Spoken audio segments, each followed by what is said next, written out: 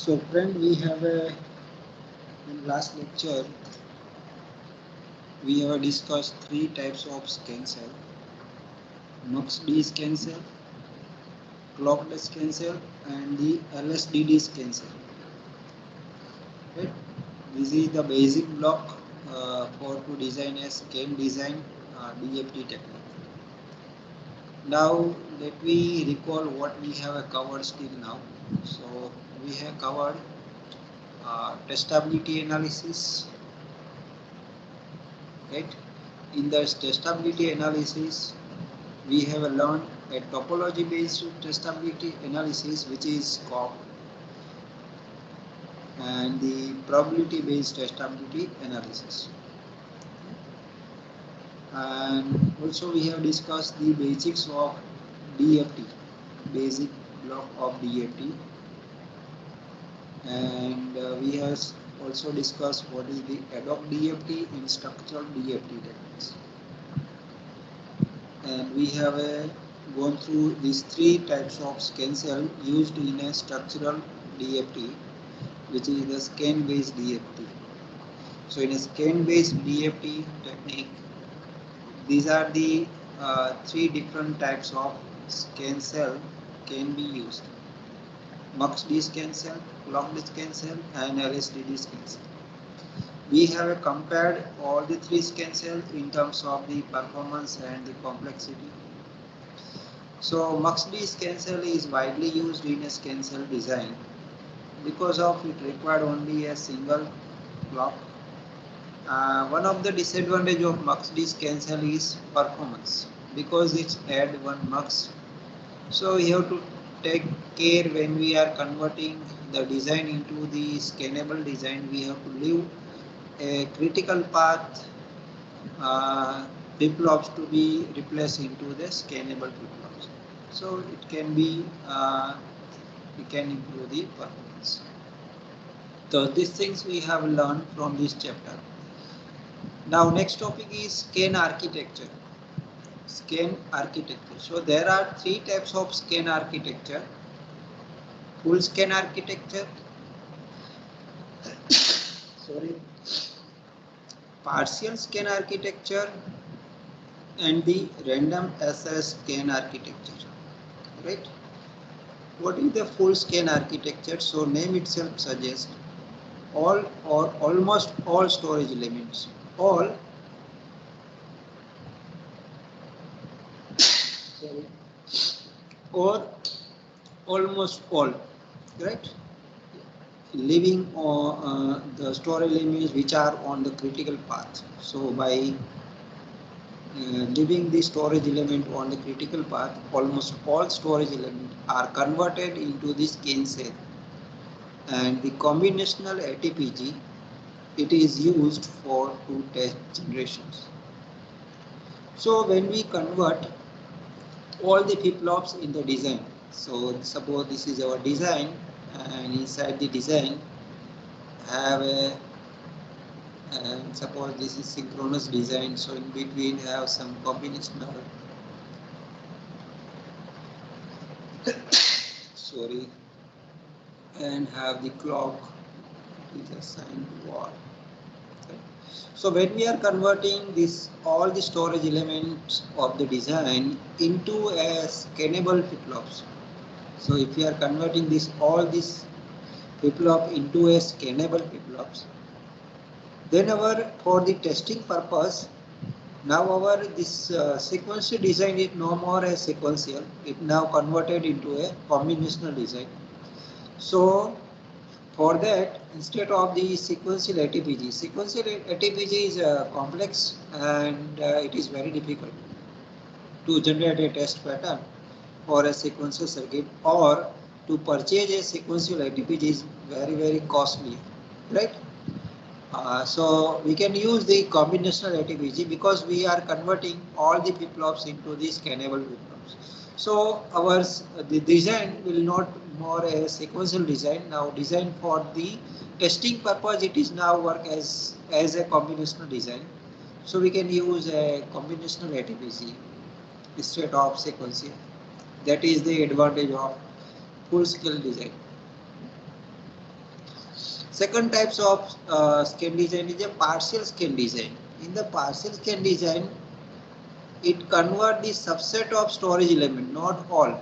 It convert the some selective storage element into a scannable flip-flop or into a scan cell, right? By inserting the mux, if we are going to use a mux D scan cell, or converting the D into the clocked scan cell, or converting the storage element into the LSTD scan cell.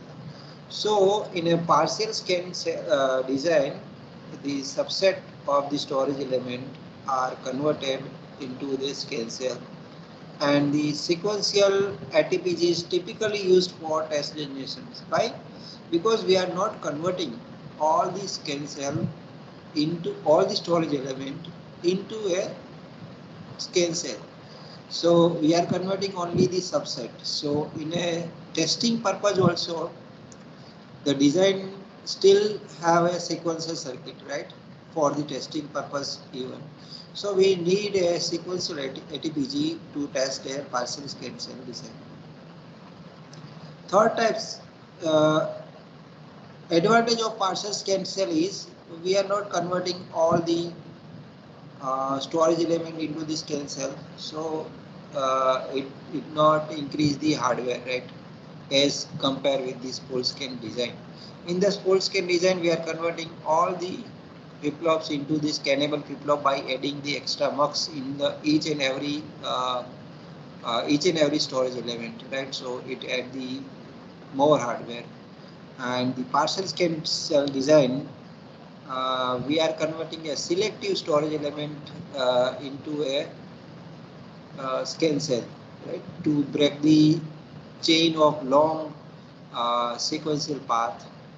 So for that, it hardware added extra hardware it less compared to the full scan cell design.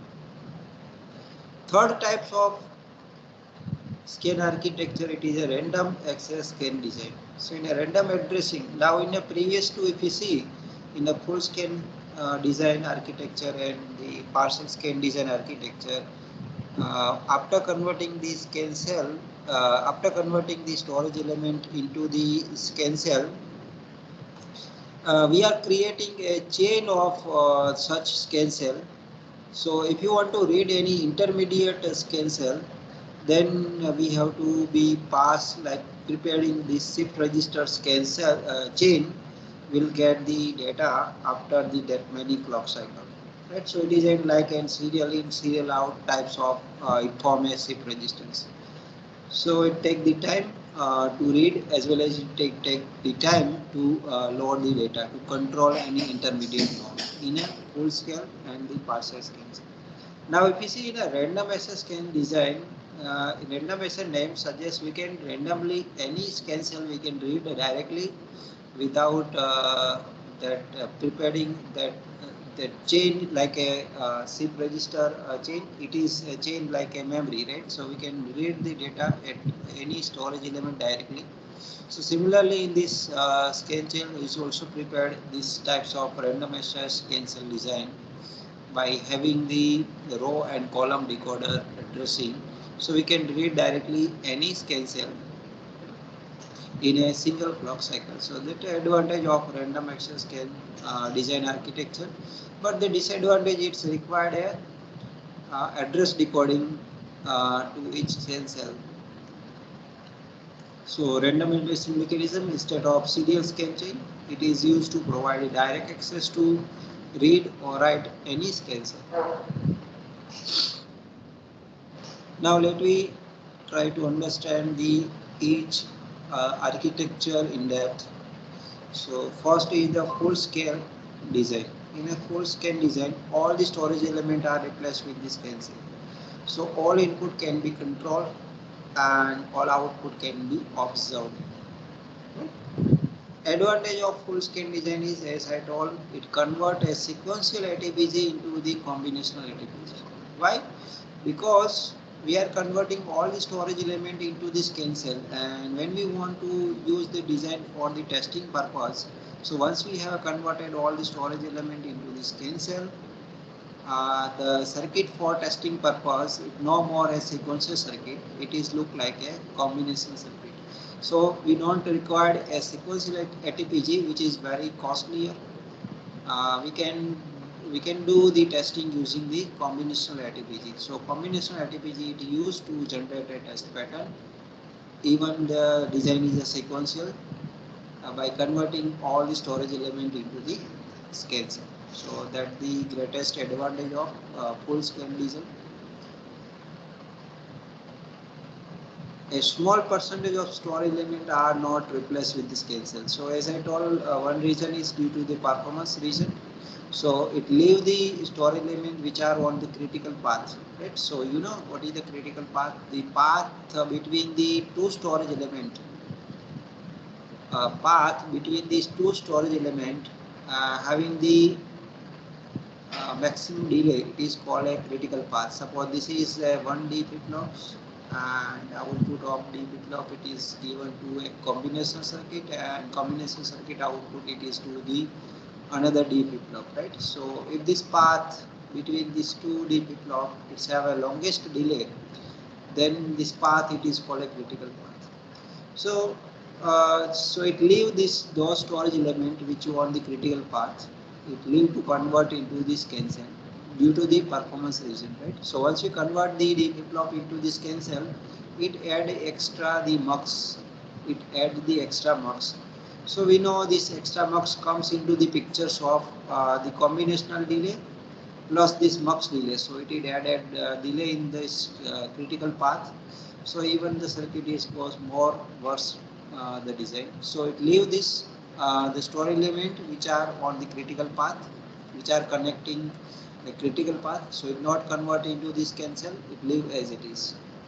So that's why almost not all, almost all storage element is converted into the scales.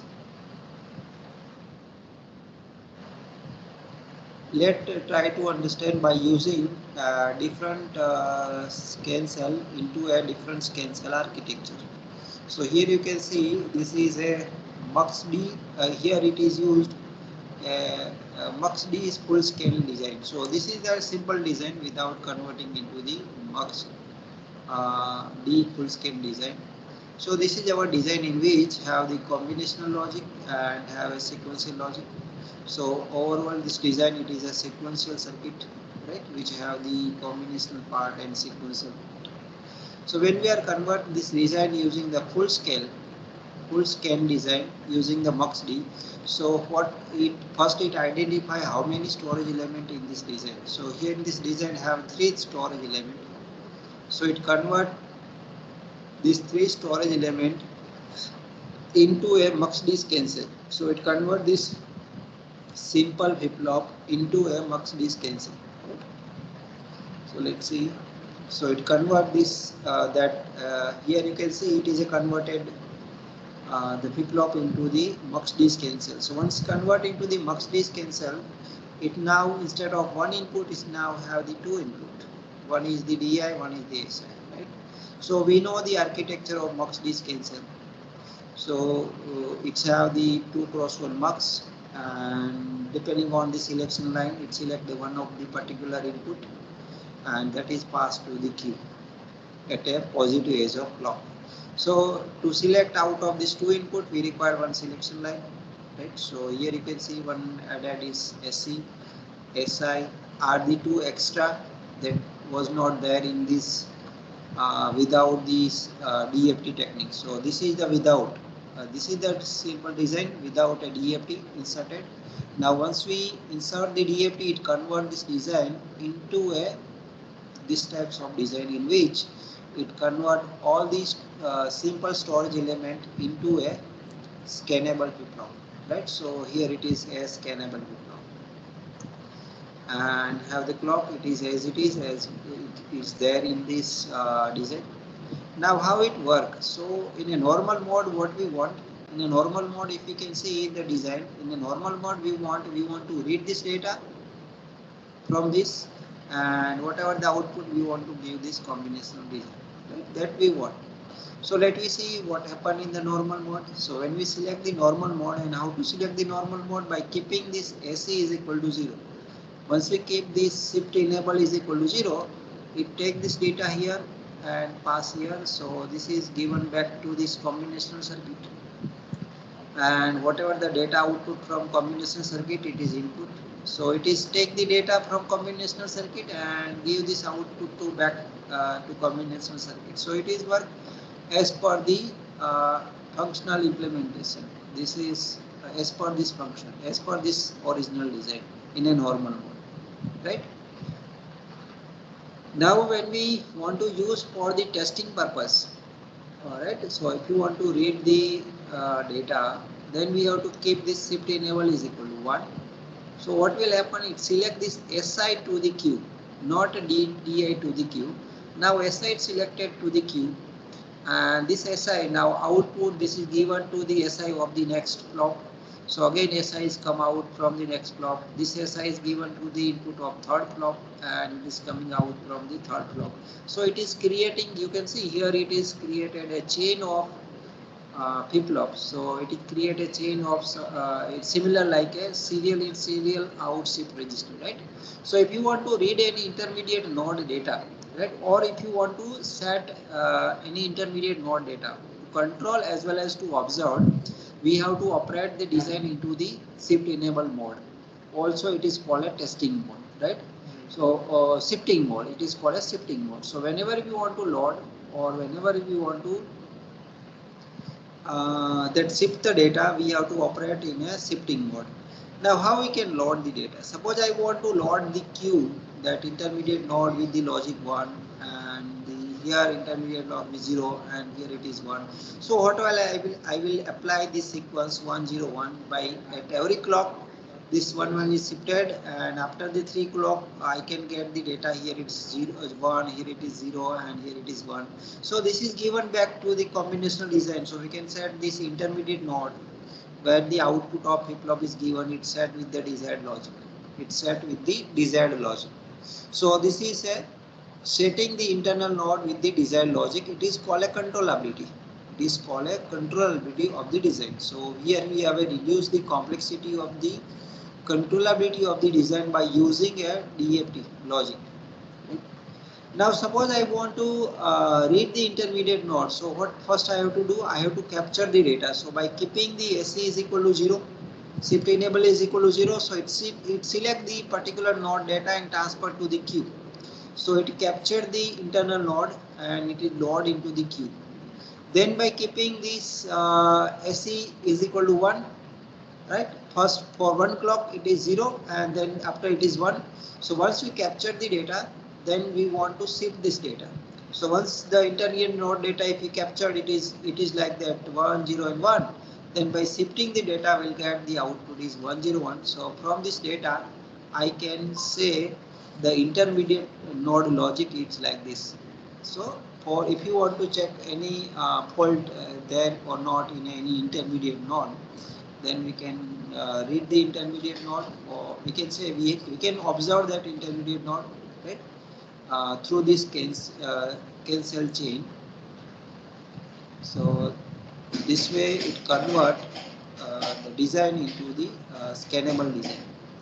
And once we convert the storage all the storage element into the scan cell, then this for the testing purpose, this circuit will no more work as a sequential combinational. It is similar like a combinational circuit, and we can use a combinational ATPG instead of sequential ATPG. Let's see some definitions of the primary input and pseudo primary input. So primary inputs are the inputs that can directly set, right? So it is an external input to the circuit, can be set to any required logic. That directly we can set, we can directly assign any logic. So those input are called a primary input. Set it directly parallel from the external input. Similarly, the primary output, the external output of the circuit can be observed directly, right? So those output, it is called a primary output.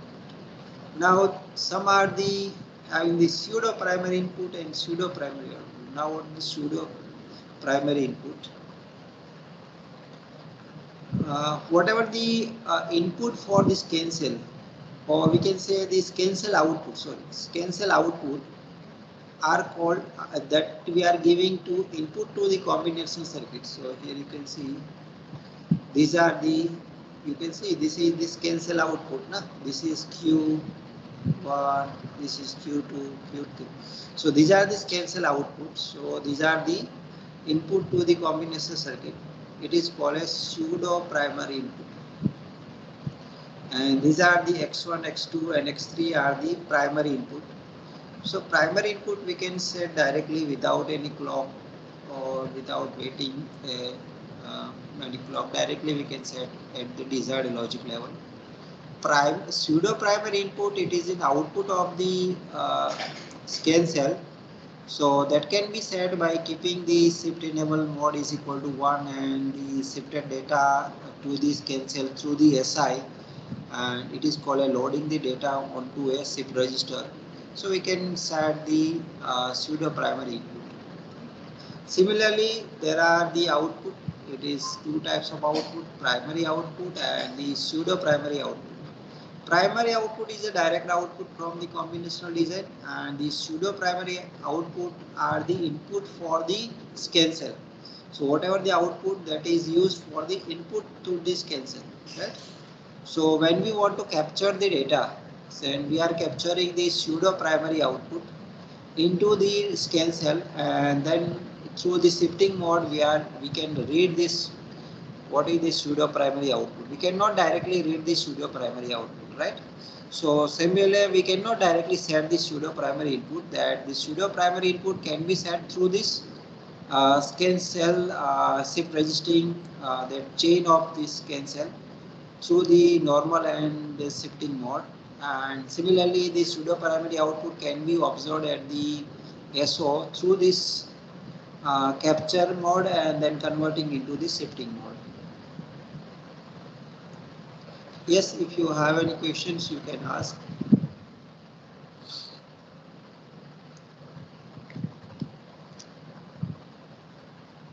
Okay.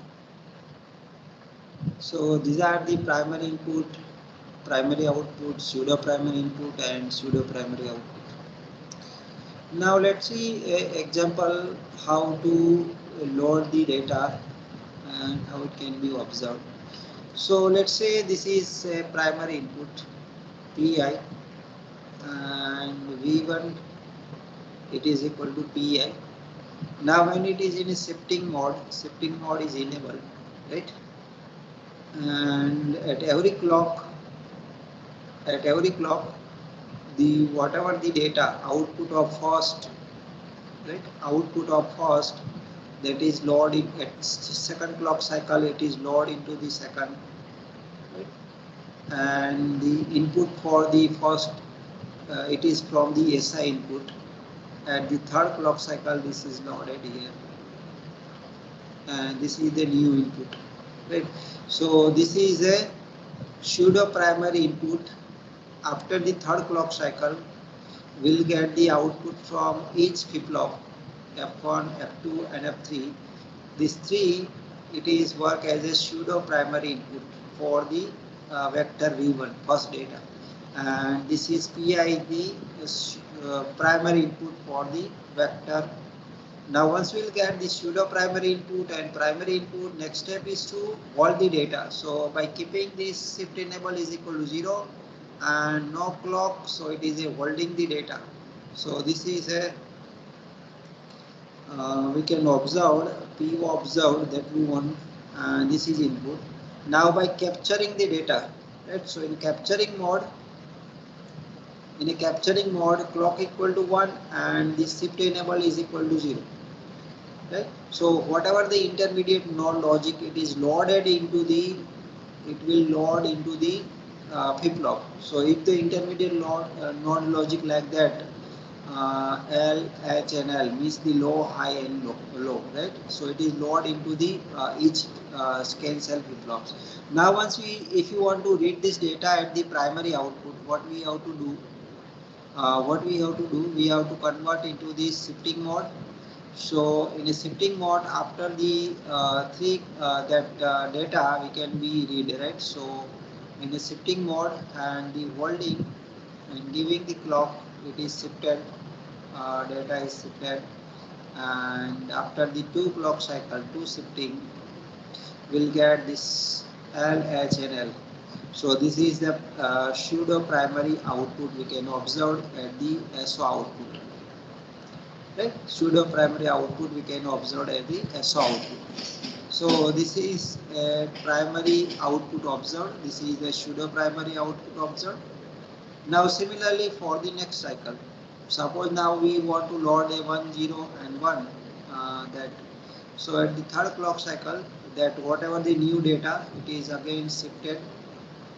So parallelly we'll get a pseudo primary input for the next, and by loading the pseudo primary input and primary input, it generates the that primary output, and by shifting that data, by capture and shifting the data, we'll get the pseudo primary output. So hope it is clear how to load the data onto a MUX-D full scan design, and how we can observe the PPI, PI, PPO and PPO.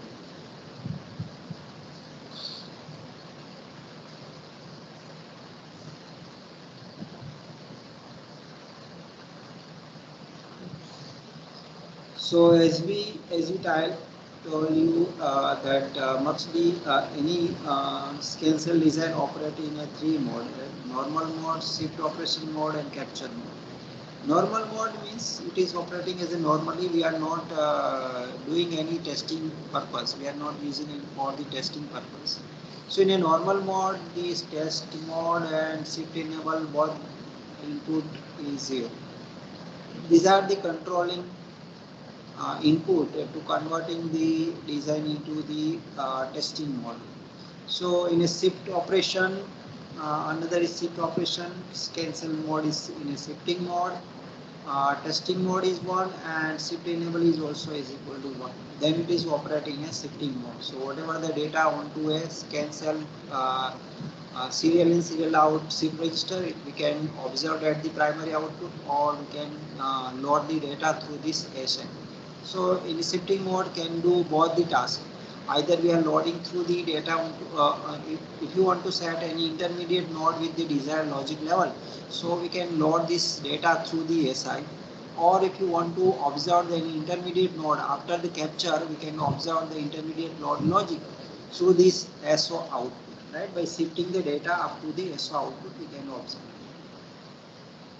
Then in capture mode, if you want to observe the intermediate node, so capturing mode, it is a part of testing mode, right? So test enable is equal to 1, but we are do not want to shift the data.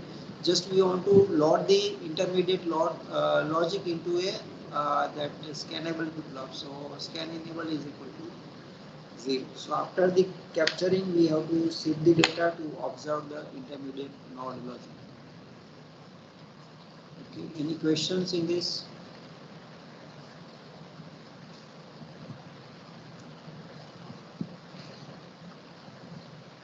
Okay. So now we'll see for the same design, let me use a clocked scan cell instead of MUX-D scan cell to convert the design into a full scan design.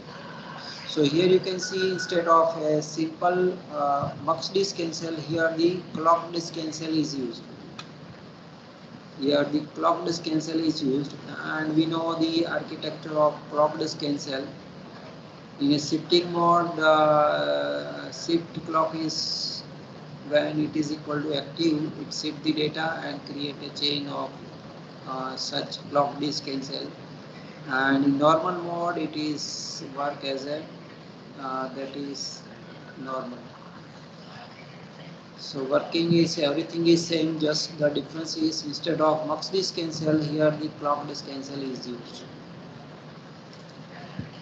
Third is the by using the LSDD cell as a scan cell in a full design. Right? So that can be in LSTD can operate in a the possible one is the single H design and double H design. If you are if you are taking the output from the L1 in a LSDD, then it is work as a single H design, right? And if you take the output from the L2, then it is a double H design, right? And L2 is used for the shifting operations, right? So that we have two possibility in a LSDD, either a single H design and the double H design. So let me first see the single H design. So in a single H design, when we are creating a normal mode, when we are normal mode means to take the data in and giving the data to this combination circuit, either the combination circuit 1 to 2, whatever is per the design. So here you can see this is a single latch design because we know the L1 output. It is the output of first stage latch in LSDD scale. We have already seen the architecture of LSDD. So L1 you can see it is an output for the, if you see the LSDD scale architecture, it is like that. Here it is a 2-port latch. First stage is 2-port latch L1 and L1 is given to the another latch. So here we get the L2. So L1 output, it is a single latch output. It is DI, that is directly output. And if you take the L2 to take as an output, then it is a double latch design. And L2 is used for the shifting the data. So that is fixed because shifting the data is as per the age triggerable. And so if you can use these two latch are in cascading, it converting with the latch into the flip-flop. We know.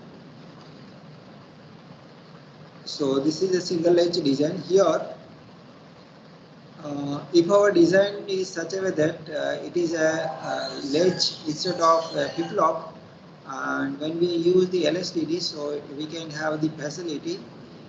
In a normal mode, it works as per the design, as per the latch, and in shifting mode, L1 it is used to shift the data. So L2 is used to shift the data. So you can see here, L2 is used to shift the data, right? So shifting mode L2 is used and the normal mode L1 is used, so it is a single H design. Now in a double H design, L2 is used for both, for as well as this L2 is used for this that normal mode as well as in this capture mode. So you can see here it is capture. Right? So L2 is used in a design normal mode as well as in the capture mode in a double H design.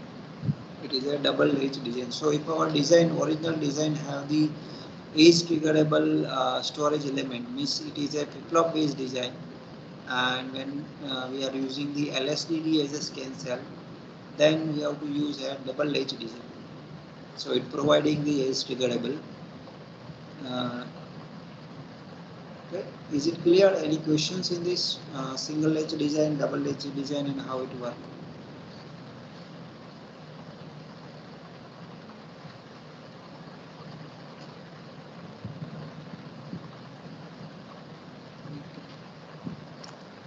So we have a seen in a full stem design, we have a seen using the MUX-D scan cell and clock-D scan cell and LSDD scan cell. Now next scan architecture is a partial scan design. So as we know, in a partial scan design, not all the storage elements are converted into the scan cell.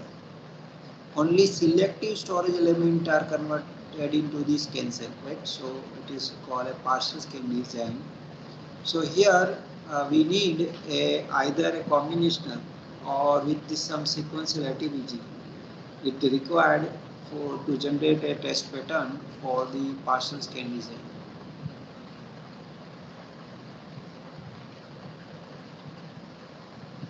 So partial scan design also can be implemented using the MUX-D scan cell, clock-D scan cell as well as the LSDD scan cell. So here you can see in this design there are three storage elements. out of 3 storage element, only the 2 storage element are converted into the scan cell, and 1 storage element is kept as it is, right? So not all the storage element are converted into the scan cell, and out of 3, 2 are converted and 1 is live as it is.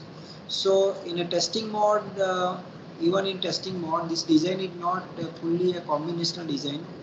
Due to this one flip-flops we have kept as it is, but not converted into this scan architecture. So for that we need this circuit. After the DFT, this circuit is still a sequential circuit for the testing purpose.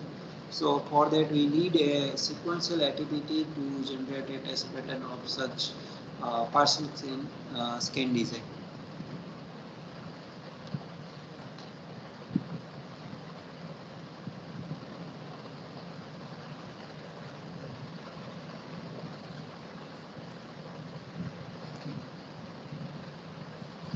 Now in a partial scan cell design, which scan cell we have to select, right?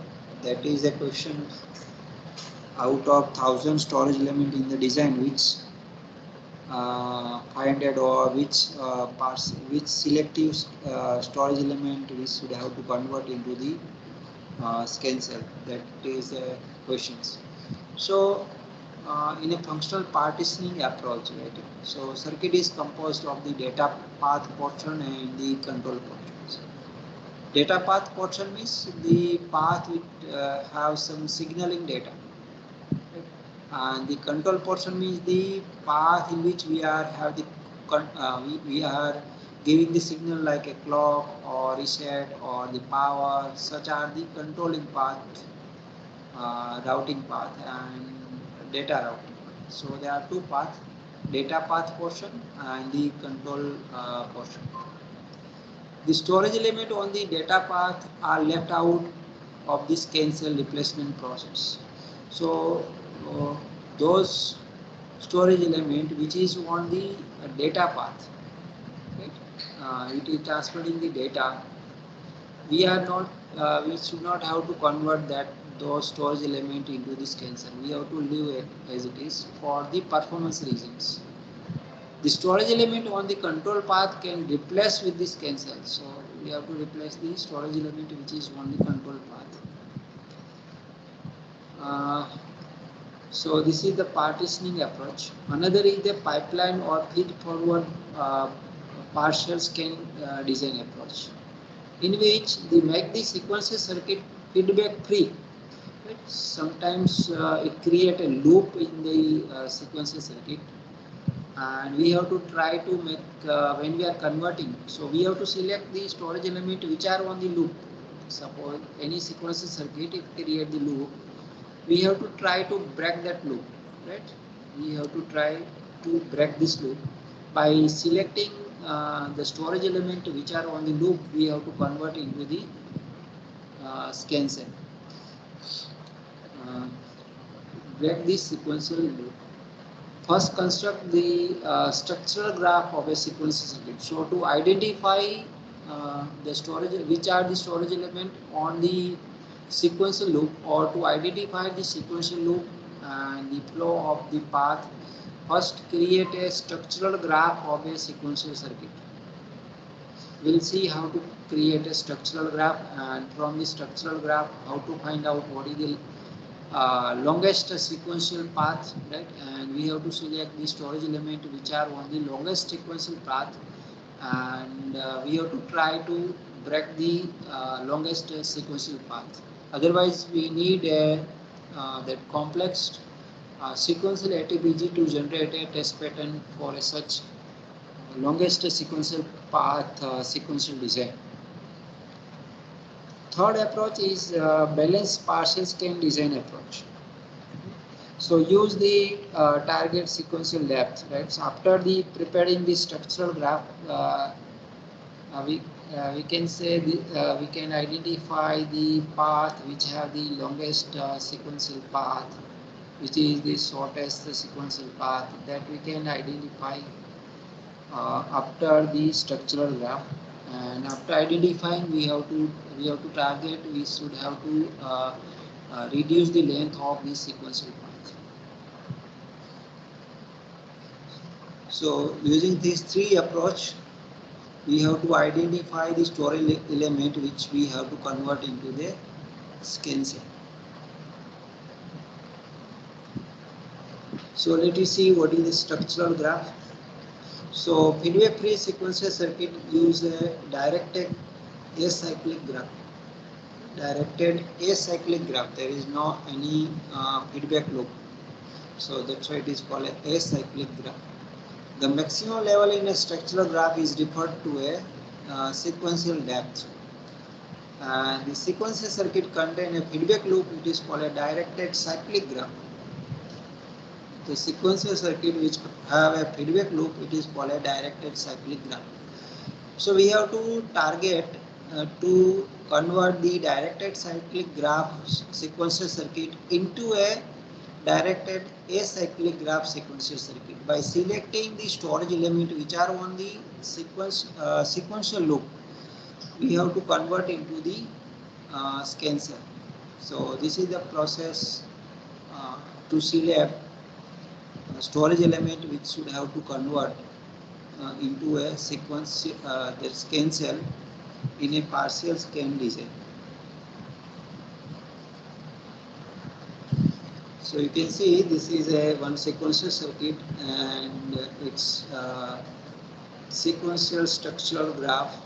So when we prepare the sequential structural graph, we have to keep the all the storage element as a one node, and so this FF1 is converted into the 1, FF2 it is 2, FF3 it is 3, FF4 it is 4, FF5 is 5.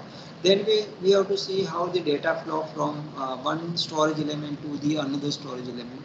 So here you can see output of flip-flop 1, it is transferring to the flip-flop 3 and 4. Output of 2 is given to 4, output of 3 is connected with the 5.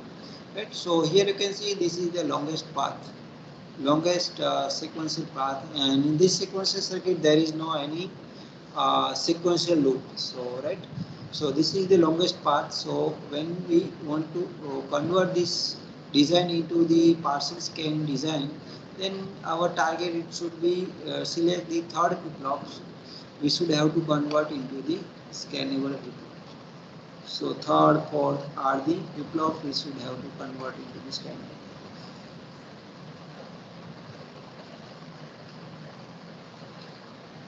So when we use the full scan design, it converts the sequential depth into the 0, because it converts the design sequential design into a look like a combination design for the testing purpose only. So sequential depth of this full scan design is 0. And in partial scan design, our try should be such that to reduce the depth of the sequential.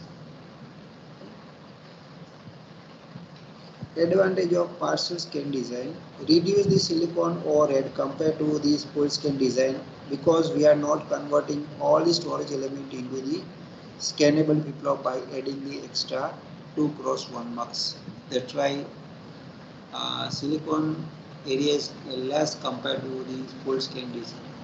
Another advantage is by reducing the silicon area or not putting the mux ahead of all the storage element, it improve the performance, right? It reduce the performance degradation.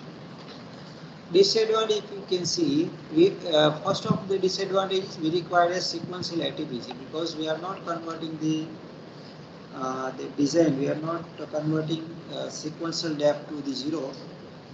We are reducing the sequential depth but not converting into the 0. So still for the testing purpose also, the design it look like a sequential circuit, and for that we need a sequential ATPG to generate a test pattern for a sequential circuit.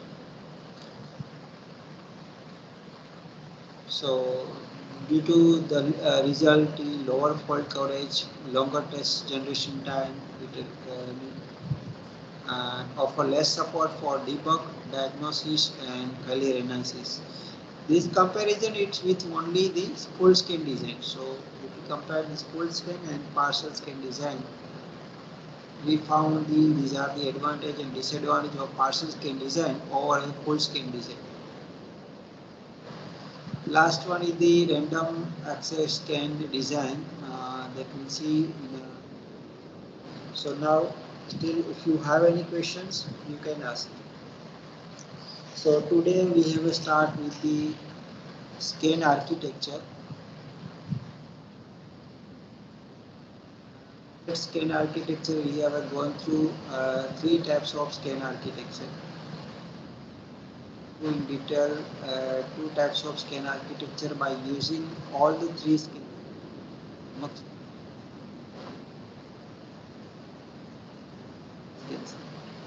We have seen the three operating mode in a design: normal mode, shifting mode. We have seen in LSDD can be used in a single edge design and the double edge design. Output is used to L1, and in double edge design output and shifting mode both are used. Then we have seen the partials. Then the approach to select the storage element in to convert into the scan cell in a partial scan design. So there are three approaches: partitioning approach, pipeline approach, and the balanced partial scan design. Then we have seen what is the directed cyclic graph and the directed cyclic graph, and what should be our target when we are convert the design into the partial scan design. So target it should be convert the directed cyclic graph into the directed acyclic graph by reducing the depth of the sequential path. Then we have seen what is the structural graph of a sequential circuit, and from the structural graph how to find a sequential depth, right? So sequential maximum sequential depth. So longest sequential path it is called a maximum sequential depth. So in this you can see the longest sequential path is from flip-flop 1 to 3 to flip-flop 5. So this is a C connected are in series. So this is the longest sequential path. And there are the three flip-flop in this path. So sequential depth is equal to 3. Right? So minimum 3 clock cycle is required to set any desired value in this combinational circuit. So that's why the sequential depth is equal to 3. And in a full scan architecture, sequential depth is to be 0 because we are converting all the flip-flop into the scannable flip-flop. And in partial scan design, our target it should be reduce the sequential length. Then at the last we have compared a partial scan design with this full scan design. Any questions?